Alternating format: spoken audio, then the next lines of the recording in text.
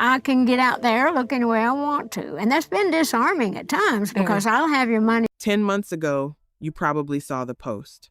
A short message from Dolly Parton's sister asking people to pray. Nothing dramatic, just 4 words, really, and you believed them completely. I ain't dead yet. You laughed, you shared it, you moved on with your day. Because that's who Dolly Parton was, the woman who made you feel better about anything just by being herself. But go back and look at that video again, knowing what we know now. Watch it a second time, and it doesn't feel like a joke anymore. It feels like something else entirely. Because her sister Stella had already tried to tell us, and so had Frida. 2 women who had known Dolly for 8 decades were worried enough to say so out loud at a moment when the rest of the world had no reason to be. We didn't listen. We heard the punchline instead. If you've ever gone back and rewatched a moment like that, a warning you missed the first time, hit subscribe, because we're breaking down exactly how this story unfolded month by month, right up to the end. Stay with us, because what her family knew and when they knew it tells you everything about the year that just happened. To understand what her sisters saw coming, you have to go back to where it all started long before Dolly Parton was Dolly Parton at all. Stella Parton was the 6th of 12 children, born 3 years after Dolly, in a house in East Tennessee where nothing stayed private for long. In a family that size, you didn't get heard by waiting politely. You got heard by speaking up. Stella spoke up her entire life. By age 7, she was already performing alongside Dolly on local television. By high school, she was writing her own songs. And in 1975, at just 26 years old, she did something that tells you everything about who she'd become. She released a song defending Olivia Newton-John, an artist being torn apart by the country music establishment. Nobody asked her to. There was nothing in it for her. That was Stella at 26. It was still Stella at 76. For 50 years, she built her own career in music, theater, and activism, while the world kept introducing her the same way, Dolly's little sister. She never resented it. She just never hid inside it either. So when Stella, a woman who had spent 5 decades saying exactly what she thought, regardless of who wanted to hear it, suddenly started talking about her sister's health, that wasn't noise. That was a signal.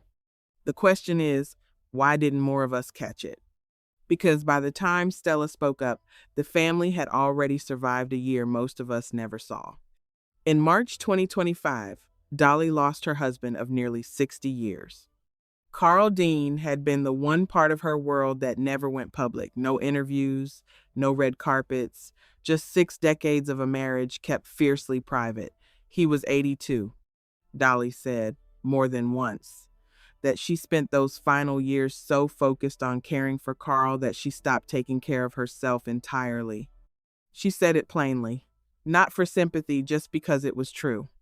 And Carl wasn't the only loss. In that same stretch of years, the Parton family buried 3 of Dolly's brothers.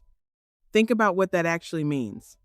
A woman in her late 70s, a husband of 60 years, gone. 3 brothers, gone. Years spent as a full-time caregiver, with her own health quietly sliding the entire time. Her sisters weren't spreading rumors in October 2025. They were describing the woman standing in front of them. We just couldn't see her the way they could. If you were a Dolly Parton fan, did you sense anything was different in the past year, or did the I Ain't Dead Yet video put your mind at ease too? Tell us in the comments. And once you know that year existed, everything that happened next reads completely differently. Look at the timeline now, one piece at a time, and watch how the signs never actually stopped. They just kept arriving gently, wrapped in reassurance. January 2026, Dolly turns 80. Tennessee declares an official day in her honor, a beautiful celebration. Also, in hindsight, the kind of tribute that tends to arrive when people are quietly sensing a story nearing its final chapter. March 2026, her first public appearance of the year, opening Dollywood's new season. She jokes with the crowd. She sounds like herself. She also tells them, directly, that she's had a few little health issues and that she hasn't been touring. Reassuring on the surface, an admission underneath it.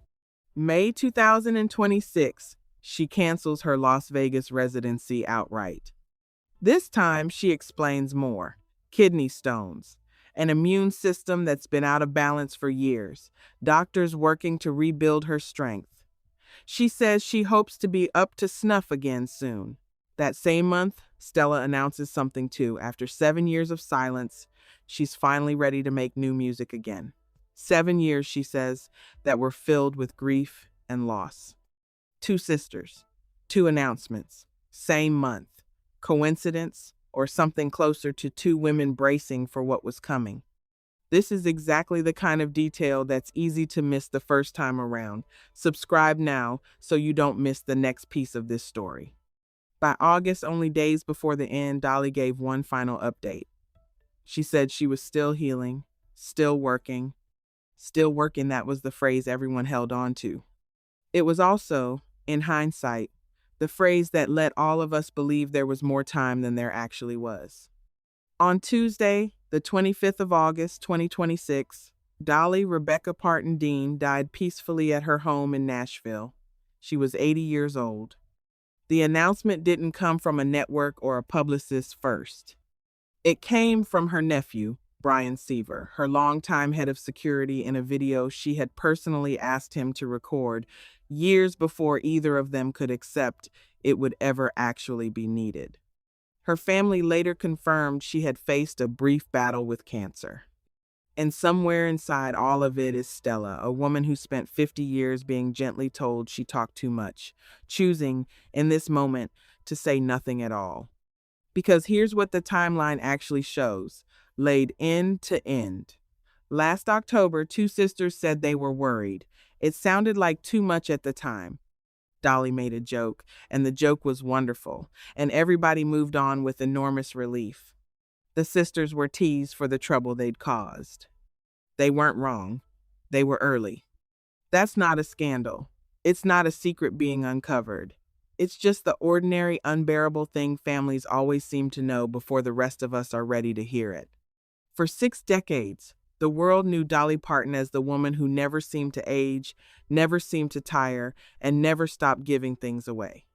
Her sisters knew someone else, a woman who had just lost a 60-year marriage, buried 3 brothers, and spent herself down to nothing caring for somebody else. They tried to tell us.